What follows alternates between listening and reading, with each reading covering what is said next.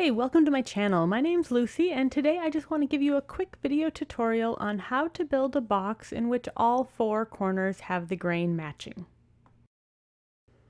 A major key to this technique is that you have to have a board that's going to be wide enough to be resawed, okay? On the right side of your screen, I'm going to have an illustration of what I'm marking out as well, so hopefully that makes it a little bit easier to follow along.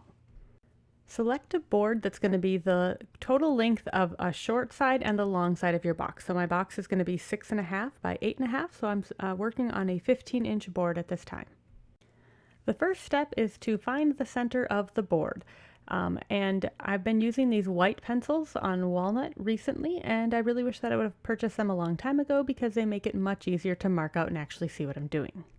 After finding the center of the board, now I'm going to mark out 5.5 inches in from two adjacent sides. So again, that illustration will hopefully help you to see what I'm doing here.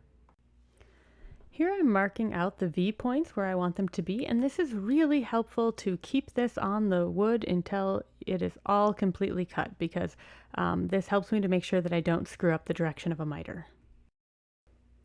Then using either numbers or letters, it's important to mark out the order of these. And this again, you're going to want to keep with the board all the way through actually until it is assembled. All right, that'll make sure that you get them in the correct order. Here's another view of that board, and you can see the original board that I cut this box out from as well. So I'm actually going to use my table saw to resaw this at this time. Obviously the bandsaw is a little bit better choice, but I don't have the right blade in at the moment, and this will just be faster.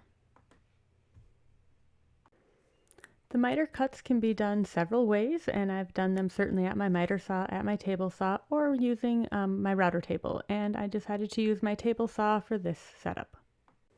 I like to sneak up on these miters because if you don't and you kind of overcut them, then your grain is still not going to meet up exactly perfect. Once I have one of the sides, I will cut the opposing side, the parallel side of the box, with a stop block to make sure that I end up with exactly the same size. This is why the numbers are so handy, because at this point it's really easy, especially since this board actually had pretty consistent grain. It's pretty easy to end up flipping one upside down thinking that that's the match, or mixing them up in some way. So by having the numbers on them, I can make sure that I keep them in 1, 2, 3, 4, and that all of the number markings are at the top.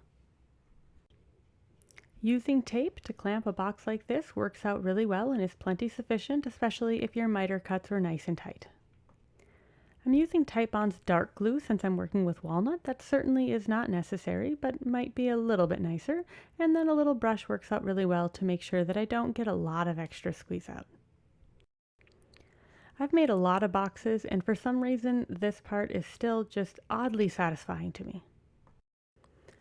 All right, so now that I have four corners that match up beautifully, I'm just going to add some dovetail splines, and I have a whole video detailing that, as well as how I attach the tops, bottoms, and cut it open and all of that. So check out my other videos, and I hope that you enjoyed this just quick video on how to make sure that you get those grain patterns just right. Please like and subscribe if you've been enjoying my work, and I really hope that you get a chance to build a beautiful box because it can be such a wonderful gift for someone.